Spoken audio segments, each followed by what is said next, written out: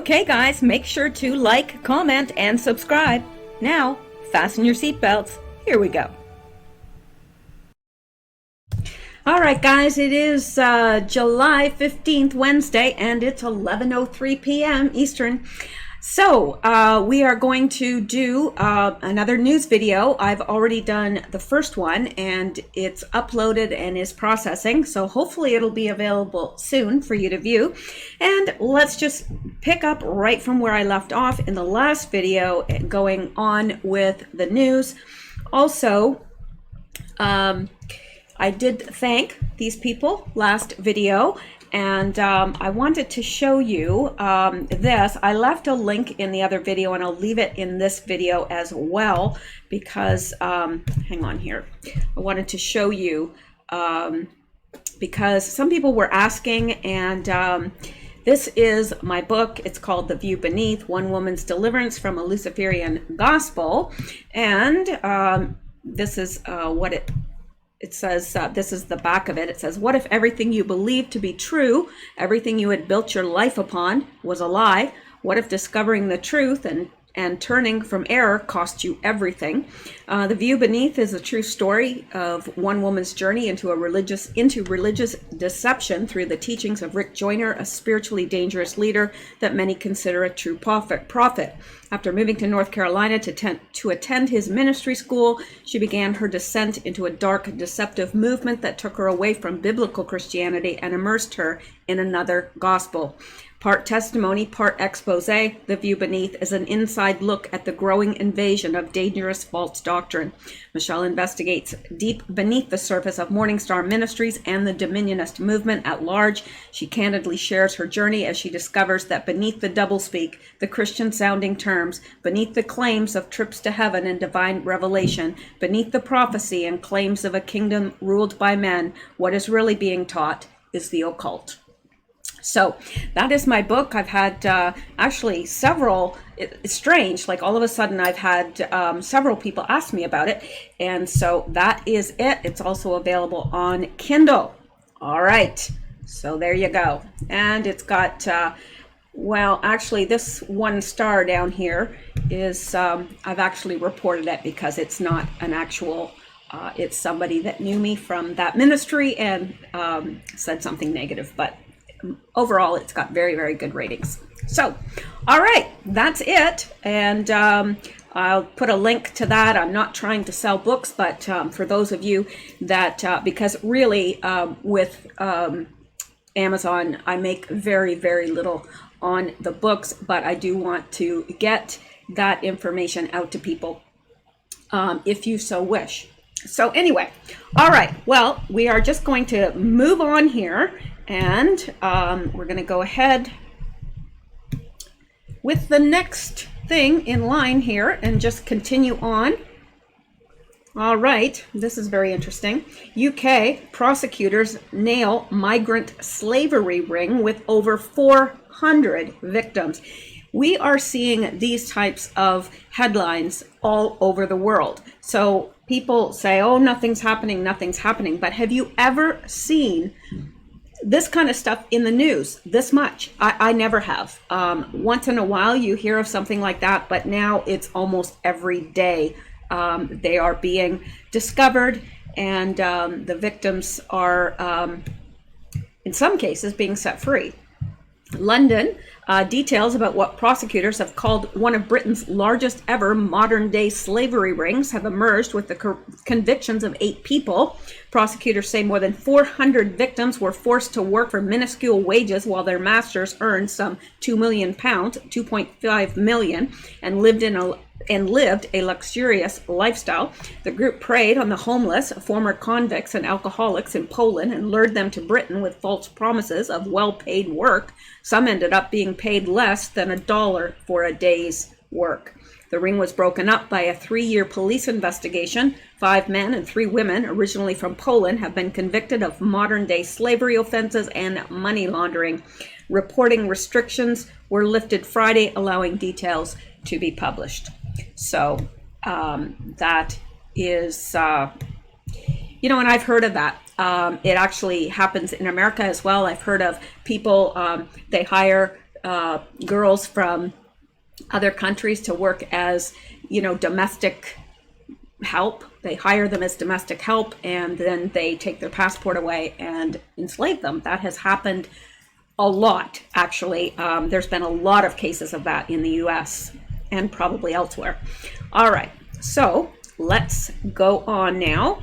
And I'm going to try to pick up the pace a little bit because I've got a lot of stuff to cover, and I didn't get through enough in the last video. Okay, let's look at this. Unbelievable. I don't know how these people sleep at night. I really don't. California Governor Gavin Newsom poised to release 8,000 most dangerous prisoners to prevent virus spread. You know what? When you do the crime, you do the time. And, they certainly didn't care about the nursing home people, did they? They didn't care about them. But boy, they're sure concerned about the prisoners. Yeah, they're releasing them now because they want them to wreak havoc, cause social unrest right before the election. Why else would they be letting them out? Most dangerous prisoners, so their health is more important than everybody else's. Their rights supersede the rights of the public who actually obeyed the laws and didn't end up in prison. Are you kidding me? Because that's what they're saying. They're saying, you know what? You law-abiding people, you have less rights than these criminals do. And we're going to let them out and, wreak terror on the whole communities, on whatever communities they're released into, because, we don't want them to get COVID. Are you kidding me? That's exactly what's happening. Exactly. So I'm not going to read all of this, but you people in California, you're probably well aware of this. And I can bet, actually, I would like to hear from some of you guys in California, because I know we have listeners there. And let us know what you think about this. I can imagine what you think. California Governor Gavin Newsom has already released thousands of prisoners into communities across the state, and now he is poised to release as many as 8,000 more by the end of July, a move said to be necessary to prevent the spread of coronavirus. Right. This development, which the state announced on Friday, comes after the head of medical services for the state's prison system was replaced following an inmate infection spike after more than 100 prisoners were transferred from the California Institution for Men in Chino from San Quentin. And the thing is, this has a better than 99.5% survival rate. So, okay, maybe they'll get sick and whatever, but I'm sorry, better they get sick than to release them into the public and have them murder someone innocent or rape someone or whatever. These actions are taken to provide for the health and safety of the incarcerated population and staff, Corrections Secretary Ralph Diaz said in a written statement. We aim to implement these decompression measures in a way that aligns both public health and public safety. What is so healthy and safe about releasing dangerous criminals, and they already said they're dangerous criminals out into the general public? Oh, really? And you're concerned about public health and safety? I don't think so. Sure didn't have that same concern for the elderly. Initial prisoner release would come from those with 180 days or less left to serve on their sentence. No one serving time for a crime defined in state law as violent or involving domestic violence would be set free, officials said. But yet, this says 8,000 most dangerous prisoners. So yeah, that kind of conflicts there. This is serious stuff and requires a seriousness of purpose, Newsom said in Times report. People are just saying, just release thousands and thousands of people. Each and every one of these cases are sobering, challenging, and there's a deep responsibility that comes with this job, but a sense of deep urgency as well to decompress the system in a judicious and thoughtful way, Newsom said. At least one official has expressed concern about the threat to public safety. Well, yeah, I would think that there's probably more than that, that are expressing concern. And my thing is, can the federal government not do anything? I mean, maybe, I don't know. I don't know. I don't understand why they can't and say, look, you can't do this. I just don't understand. I mean, I know that states are supposed to govern themselves, but in this instance, they are putting American lives at risk. Not that they care, but yeah, I care, and I'm sure you care, and I am most certainly sure that Californians care.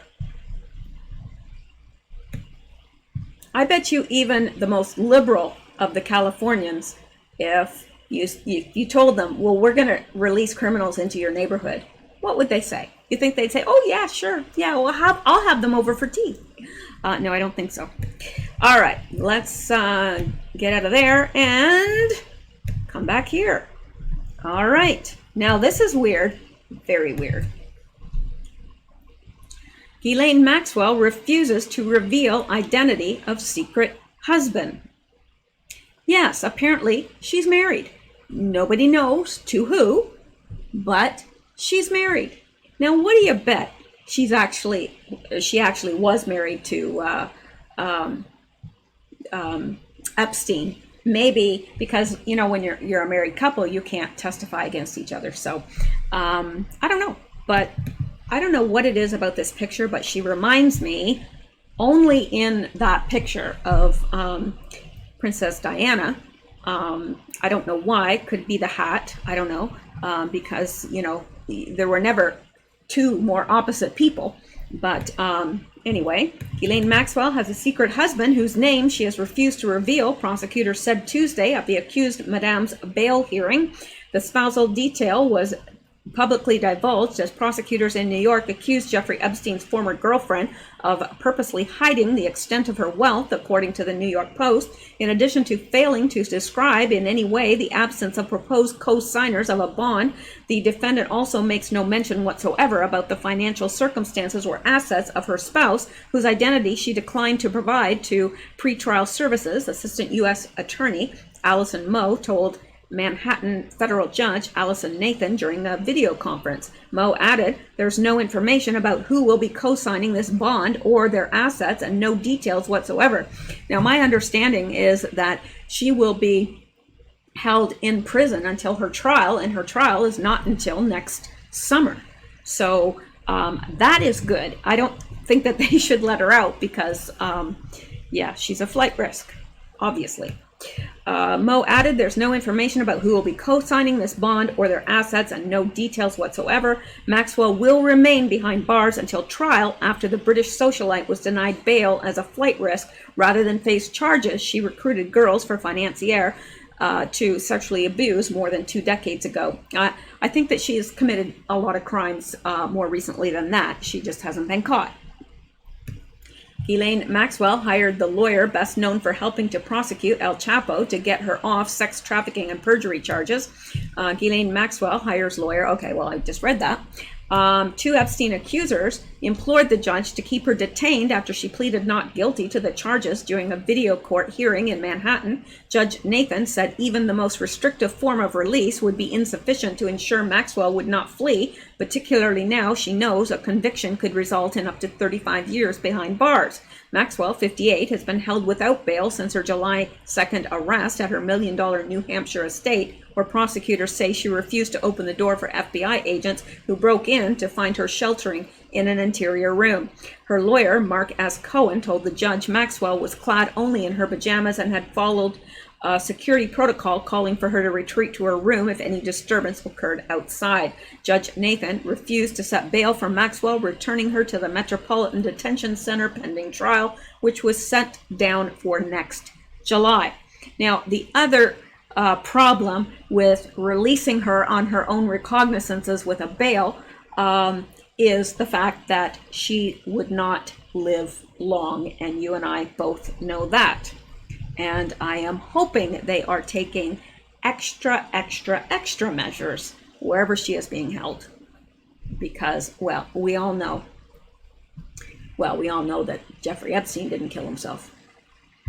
All right, let's go back and move ahead. Now, this is a piece of good news. So,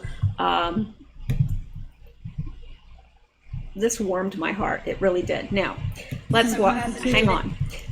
This person says, Art taking back, says, this is America, and that is America.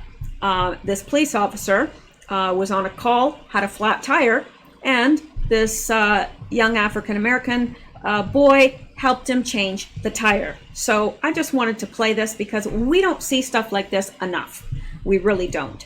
And it's just not, they want to paint it as everybody at each other's throats, but really in real America, that's really not what's happening.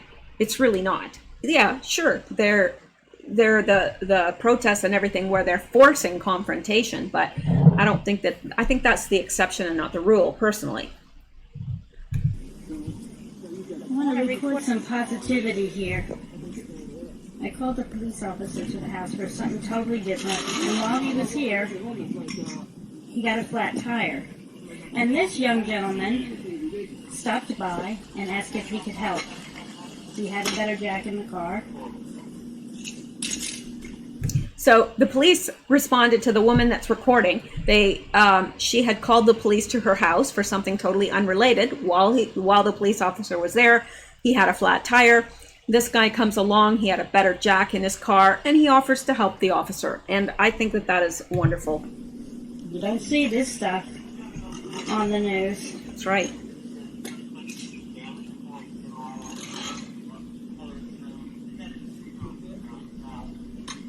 Just a beautiful thing. It is a beautiful thing, I think.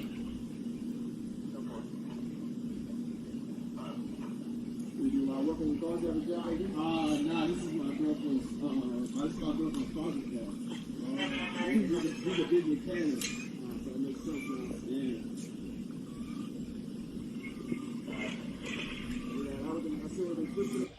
Yeah. So I just wanted to show you guys that because that is America. That really is America. And I think that's the spirit of America. And I think for the most part, yes, there are some bad examples out there, and absolutely. And those are the ones they always shove in our faces because they plaster it all over the news. But you never hear about this kind of stuff. And that happens every day. All right. So let's go back and continue on. All right.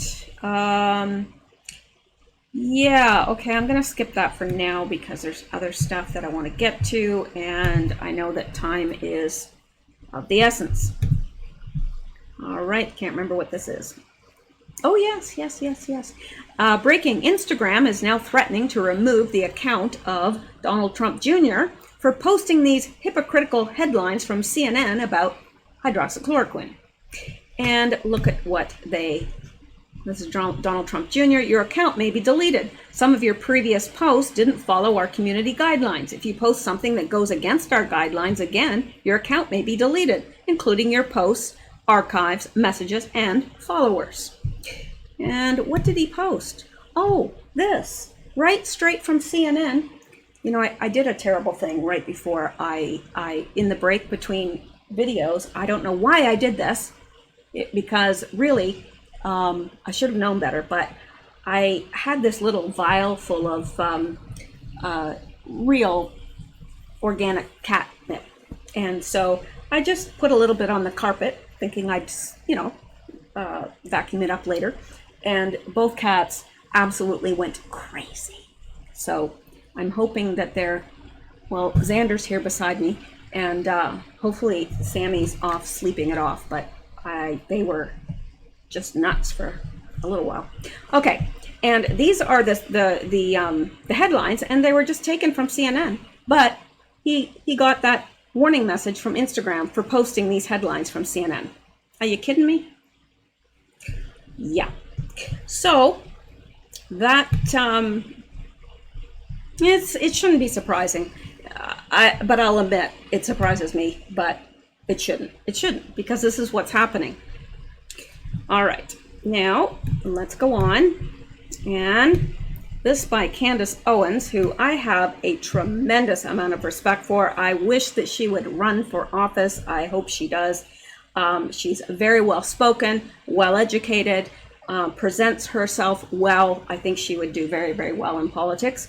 Anyway, Candace Owen says, you know we're close to hell on earth when a man like George Floyd gets buried in a gold casket while statues of Frederick Douglass and Jesus Christ are being desecrated. Democrats have gone full Satan this year. Well, I could not agree more. And she has a lot of nerve because as a black woman and a conservative, you know that she faces it all the time from, you know, because, well, look at, Terrence Williams. You know, he gets it all the time, people thinking that he's a traitor to his race because he's conservative. Like, you're not allowed to be black and conservative in America, according to these people. Anyway, she is, so is Terrence Williams, both great examples. So let's go on here. Yeah, look at this. Okay. Awesome. Pro-lifers in New York paint the words preborn Black Lives Matter in front of a Planned Parenthood abortion center. I like that. I like that a lot. So let's just take a look here. Space is comparatively eliminated.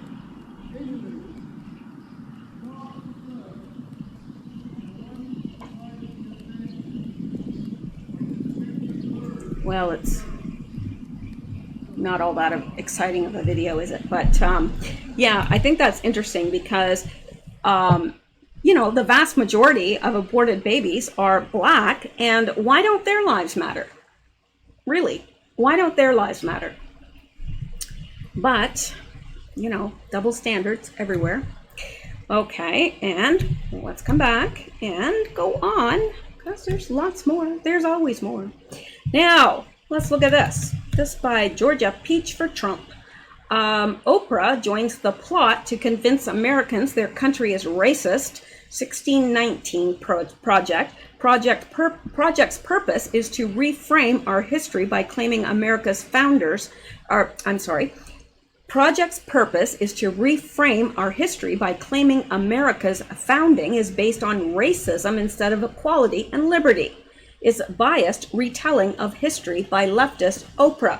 And let me, you know, what is Oprah claiming that she's oppressed? I mean, she's one of the most powerful, well, she is the most powerful black woman in media by far. And not just black women, just women generally, anyone. Like, she's probably, well, I think she is probably the most important media person that there's ever been. I mean, I don't know how much she's worth, but it's a lot. And I think it's sad that she's using her money and her influence to push hatred. All right, and look at this. And this person is replying to Oprah and Gayle King and CBS This Morning. And she said, no worries, now you can wait for the feds together, you scum of the earth. Crimes against humanity, child trafficking, and murdering of children. Scum, your base is waking up. And of course, she posted all these pillows. Here's a lumbar pillow by Ellen DeGeneres, and it's $10,098. Yeah, that's an expensive pillow, isn't it? And here's a Nocona Bear personalized milestone throw pillow by Isabel and Max, and that's $10,046.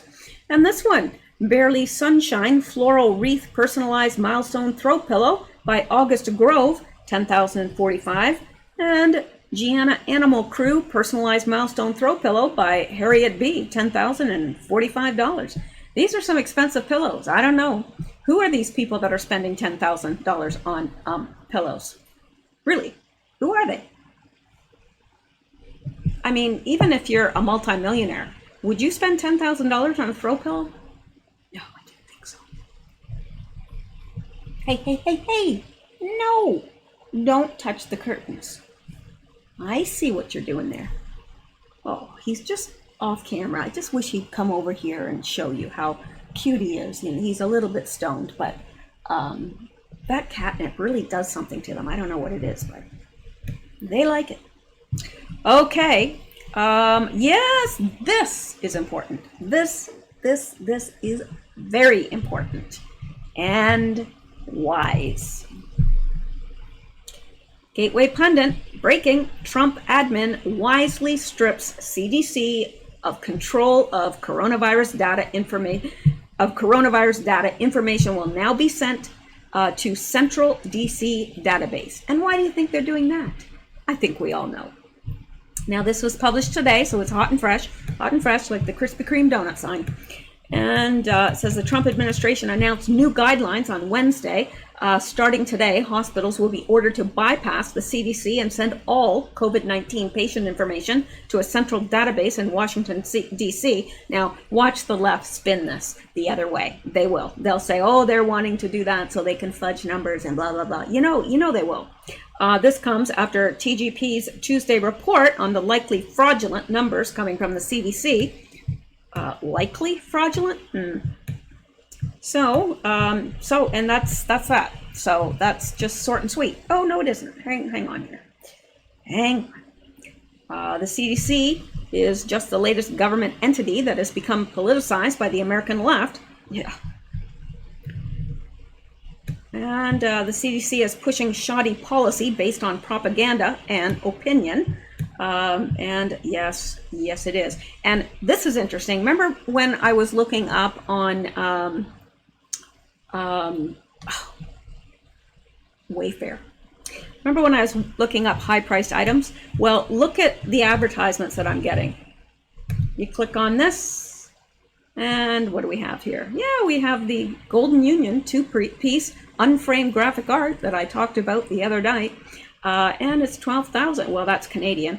$12,299.99. That's an expensive graphic art, isn't it? Yes, it is. All right.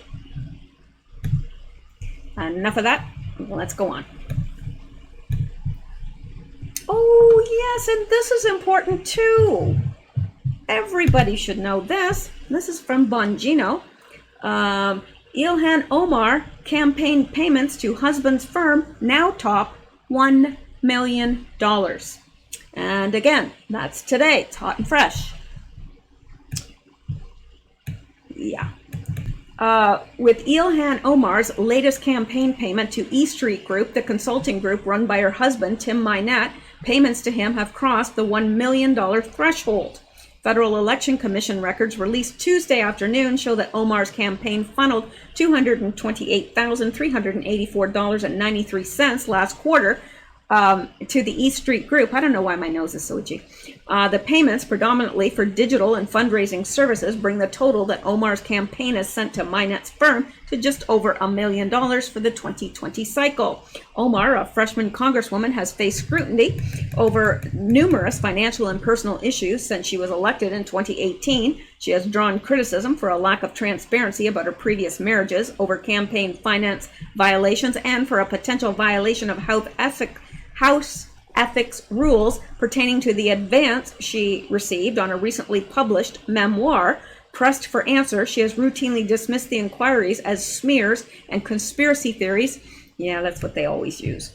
Omar refused to answer questions about her relationship with her campaign's top vendor. I have no interest in allowing the conversation about my personal life to continue, and so I have no desire to discuss it, she said last year. Her earliest payment to Minette's firm came in August 2018 during her first run for federal office. And there should be something against that if there isn't, because she's literally enriching herself. She's using that money to pay to her husband, which also comes into her household. So yeah, I just don't know how that's being allowed and why nothing is being done to address it. That's what I don't understand. That's that. I'm not going to read the rest of that because I think we're well aware of all her faux pas, which is a very nice way of saying that she's very corrupt. All right, and let's go on. Okay, and this, Yes, this is interesting because remember when we were reading about Don Jr. and with Instagram that he posted those headlines, and now, you know, they sent him that warning about possibly deleting his Instagram account, and Ashley St. Clair is responding. I mean, she's talking about that. She says this comes one day after John Jr. put pressure on Instagram about their mute white people sticker. Yeah, they have a mute white people button on Instagram. Apparently, I've never seen it. I'm not on Instagram, but oh, that cat's up to no good. I'm telling you, no good. He's a little juvenile delinquent is what he is. He's a feline delinquent. Juvenile feline delinquent. That's exactly what he is. Xander. Oh, you're gonna knock that chair over, and I don't know. Okay, anyway, this comes one day after, yeah, the mute white people sticker. Can you imagine? Can you imagine? Now, what would happen if a platform put a mute black people button? What would happen then? Well, you know, all HELL would break loose, wouldn't it? Of course it would. And whoever ran the platform would be accused of being a white supremacist. But apparently it's okay if it's white people because, you know, it's just white people. All right, let's move on because we can. Now, only in Canada. Yeah.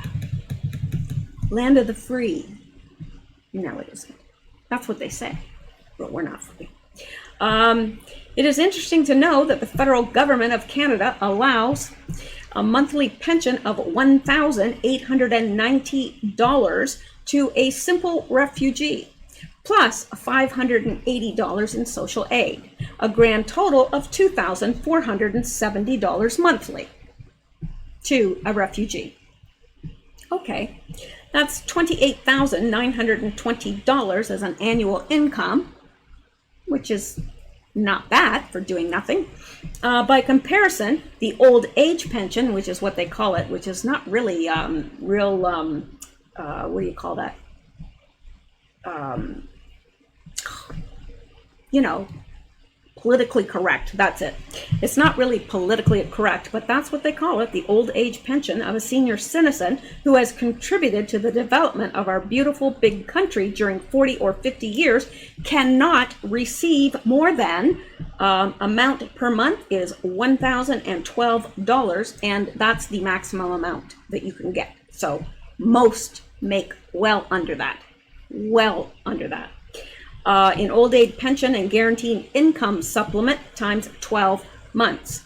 12,144 annual income for our seniors. A difference of $16,776 per year. So our seniors are below poverty, and a refugee that comes into this country is given almost $17,000 more a year. Please tell me how that's right. A lot of our seniors have to choose in the wintertime, and this is the truth. I am not exaggerating. Some of them have to decide whether they're going to heat their homes or they're going to eat. Yeah. Perhaps our senior citizens should ask for the status of refugee instead of applying for old age pension. Yeah.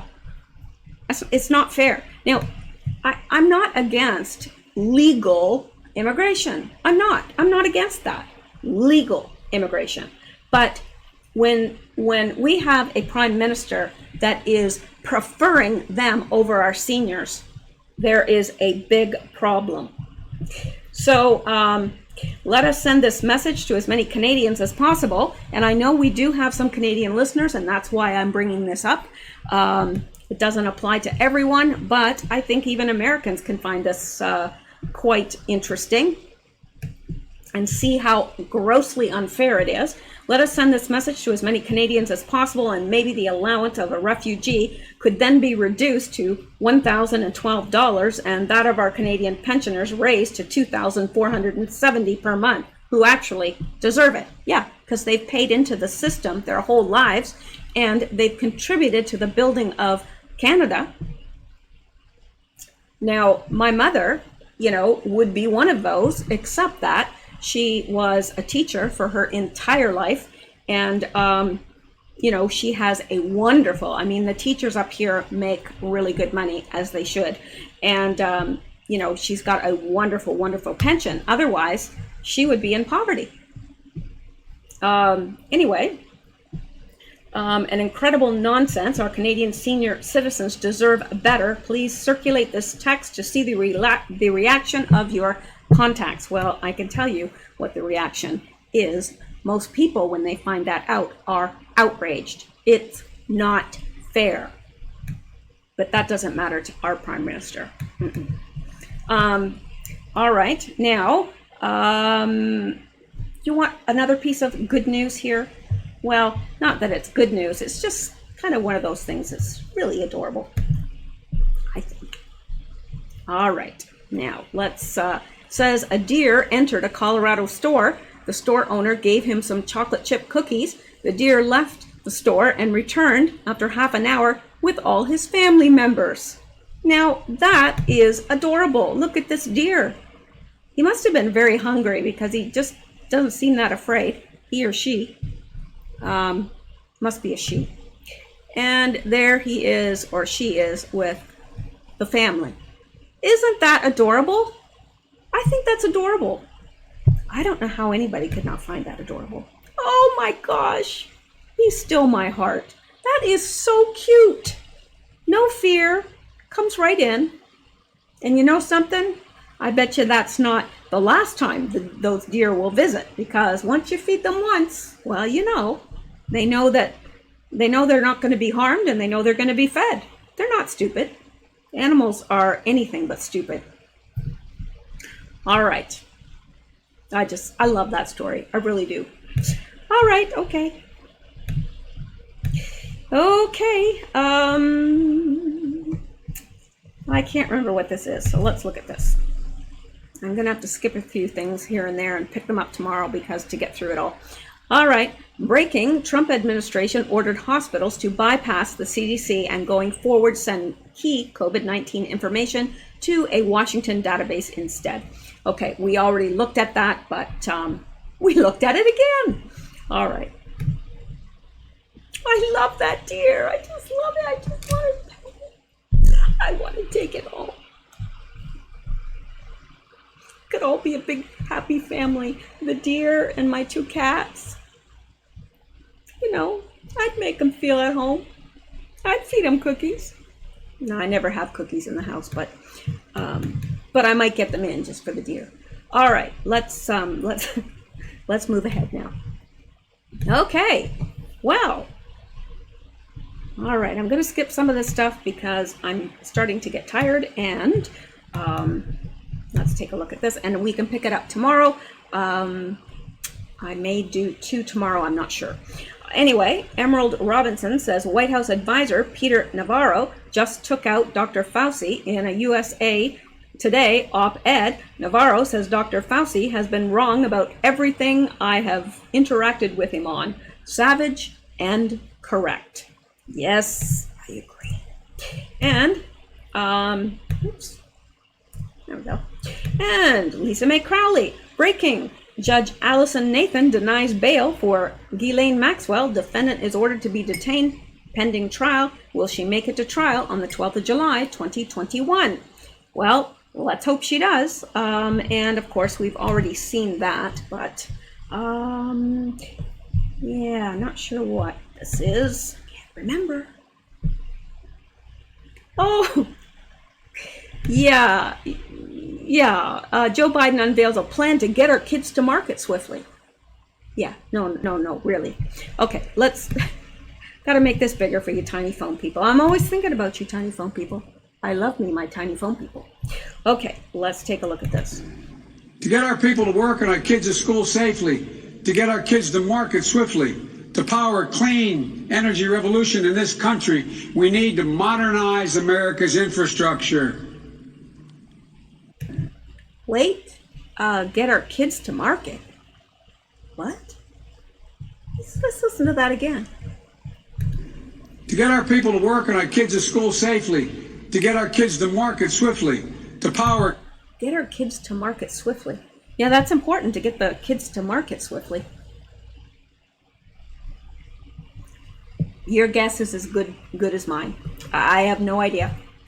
But I guess it's important to get our kids to market swiftly. Yeah, not just get them to market, but they need to get to market swiftly. All right. Who knows?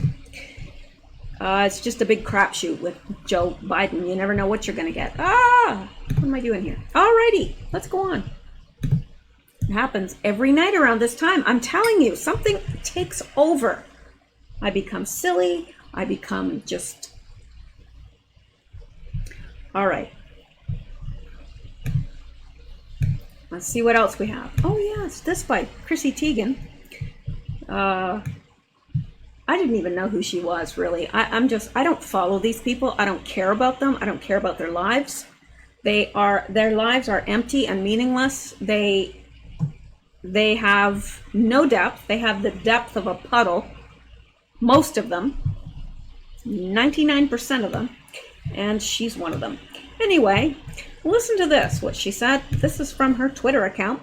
If you said, eat this one bite of human and you can eat any other meat the rest of your life, or, Chrissy, you eat turkey forever, I'd eat human.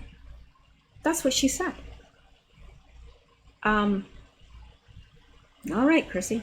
All right, whatever you say. And, oh my gosh, we still have tons of stuff here. Tons of stuff. All right. Well,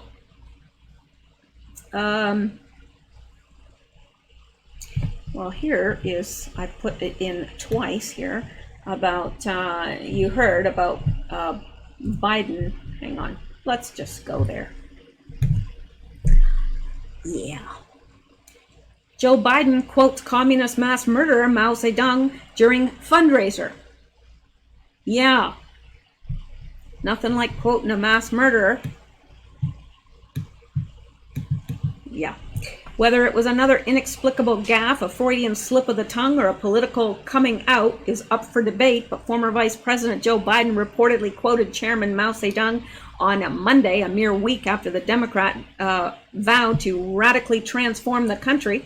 Whether or not the Democrats' presumptive nominee for the White House has lost his marbles is between him, his doctor, and his campaign. But what the country is quickly learning about Biden is that the candidate who was once viewed as the party's establishment preferred moderate has pivoted left amid a China-born pandemic and social and radical unrest initiated by the May 25th death of a black man whose neck was knelt on by a police officer for nearly 9 minutes during an arrest. Yeah, the country's crisis have galvanized both political parties and have sent Democrats, including Biden, to the far left. As if to provide further evidence of that, Biden could find no more appropriate 20th century figure to quote Monday than Mao Zedong, the murderous former leader of the Communist Party of China. Yeah. We've got to get real economic relief into women's hands now, Biden said during a digital campaign fundraising event with former Obama administration senior advisor Valerie Jarrett, according to a Pool reporter from The Atlantic. Biden then cited an old Chinese proverb per the outlet's Edward Isaac Dover and said, "Women hold up half the sky." The former vice president reportedly used the Maoist phrase. Whether he knew it came from Mao or not is uncertain, although it's not the first time Biden has used the phrase to reflect on the economic struggle of American women during the coronavirus pandemic. Yeah, not too smart. If he doesn't know where it came from, then that's not smart. All right. Okay, well, let's, I guess I have a few more minutes. Yeah, let's look at this. Joe Biden claims to be prioritizing safety of kids by keeping schools closed this fall, yet he remains silent about children being slaughtered by violence on the street of Democrat-run cities. You and your children won't be safe in Biden's America, and neither will anyone else. Now, I happen to believe that. Firmly believe it. Now, here is another. It looks like it's a bad story, but it's not. This is an amazing little boy. This story brought tears to my eyes, an everyday superhero and incredible big brother. Now, this is I know it looks like it's a bad story, but it is, because the little boy got hurt, but he was protecting his sister. Says, hey all, please share my nephew's story so that it gets as much exposure as it can. We know that our little hero would love some words of encouragement from his favorite heroes. On July 9th, my 6-year-old nephew, Bridger, saved his little sister's life by standing between her and a charging dog. After getting bit several times on the face and head, he grabbed his sister's hand and ran with her to keep her safe. He later said, if someone had to die, I thought it should be me. After receiving 90 stitches, give or take, from a skilled plastic surgeon, he's finally resting at home. We love our brave boy and want all the other superheroes to know about this latest hero who joined their ranks. Now, that is an incredible young man. Look what he did because he loved his sister. Now, that's incredible. He was willing to risk his life to save his sister. And I'm sorry, I'm tearing up. Oh, stuff like that gets to me. I feel so bad for that boy. If you're a believer, please pray for his recovery. And I think that's incredibly, it's just, I don't know. How many kids would do that? Maybe more than I think. Kids just have incredibly pure spirits, and I can't stand to see them hurt or anything like that. I just, my heart goes out to him. I'm sorry that he's hurt, but you know, the dog was vicious and it could have ripped, you know, her sister is quite a bit smaller than he is. So, could have done a lot more damage to her, but I hope that he's not left with bad scars. Hopefully, because a plastic surgeon did it and he's still young and he's still growing, hopefully it won't be very noticeable when he's older. But incredible as far as I'm concerned. And I'm pretty sure you guys would agree. So now let's look at this. Sam Taylor says, strange things going here south of Dallas. People who never got tested are getting letters saying they are COVID-19 positive. I know of 3 without asking. If I know 3, how many are out here in Texas? Well, quite a few. And this is what I'm hearing. It's people that are standing in line. They probably put their name down and then they decide to leave. And then they later get a letter saying that they're positive. But really, they never got tested. So that right there tells you that there is a massive fraud occurring. And this person, Solitary Christian, says this is fraud, not the first we've heard of this. The whole country needs an audit, I think he's trying to say, and I would agree with that. There's something very strange going on. I'm gonna leave that Trudeau stuff for later. And I'm gonna just, let me see. Well, yes, look at this. Look at this. Going to church in California is illegal. So then why is this allowed? Look at that. But going to church is too dangerous. And certainly singing in church is really dangerous. Yeah. Makes me angry. Makes me very angry. All right, and let me see if there's anything else we can hit on. Oh, let's hit on this, and then that's gonna be the end for tonight. I will be back tomorrow, Lord willing. Woman pleads guilty to killing hospitalized veterans by injecting them with insulin. Are you kidding me? The patients died in 2017 and 2018. How could anybody do that? I don't get it. Are we just raising a whole, a whole generation of psychopaths?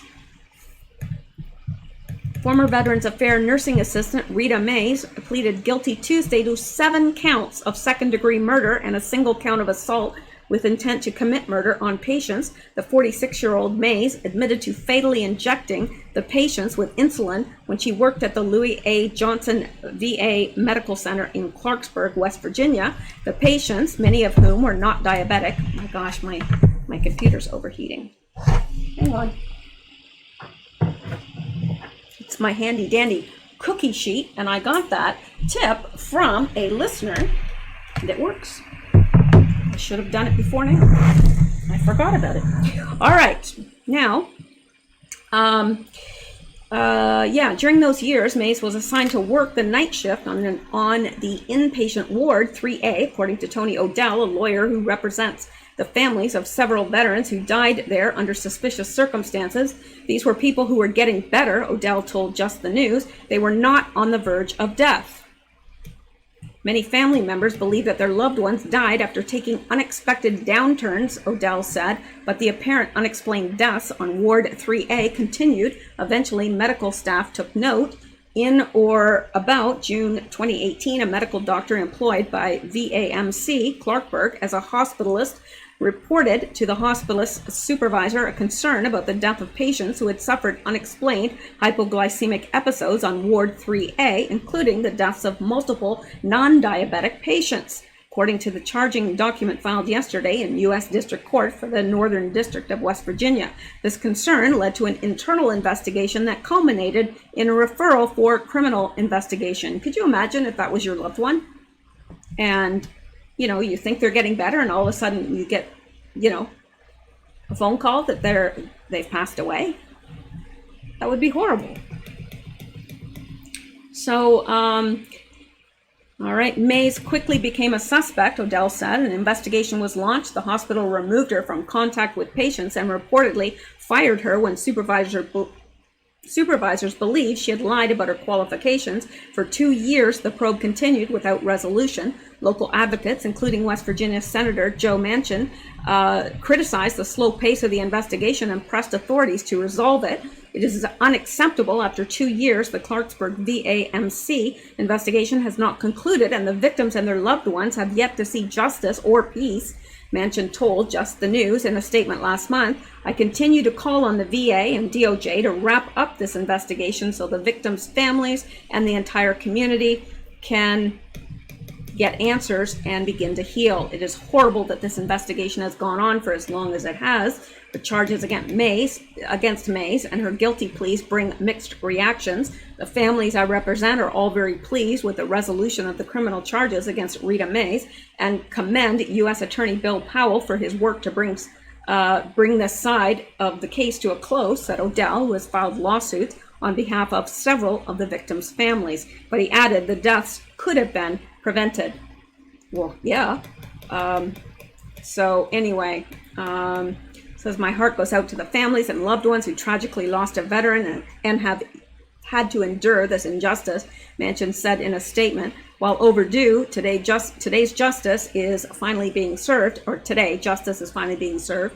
I hope today's announcement brings some semblance of peace to their hearts and to the families who are still uncertain about the fate of their veterans. Immediately following today's hearing, Mays was taken into custody by U.S. Marshals, said Odell, who attended the session via Zoom. And, this is not the first time that's happened. There have been several cases where nurses were killing patients. Strange. Obviously, that's the exception and not the rule. I think nurses, as a general whole, are good people that have a very difficult job to do and, are generally, selfless. At least the nurses that I've come in contact with in my life, I've had been hospitalized a few times, and the nurses that I had were wonderful people. But this is awful. Anyway, let's call it a night. It's a night. And I will be back. I know. I'm like a bad smell. I just come back. Anyway, and that's it. That's it for tonight. It's 11:57, and I don't want to really go over midnight because, well, you and I both know what happens. So that's it, and you guys have a wonderful evening. Thank you so much for watching. I appreciate it. I know you have a choice of who to watch, who to listen to, and I am honored that you listen to me. I really am. So thank you guys so much. I will see you in the next video. Not tonight, but tomorrow. Okay. Good night, guys.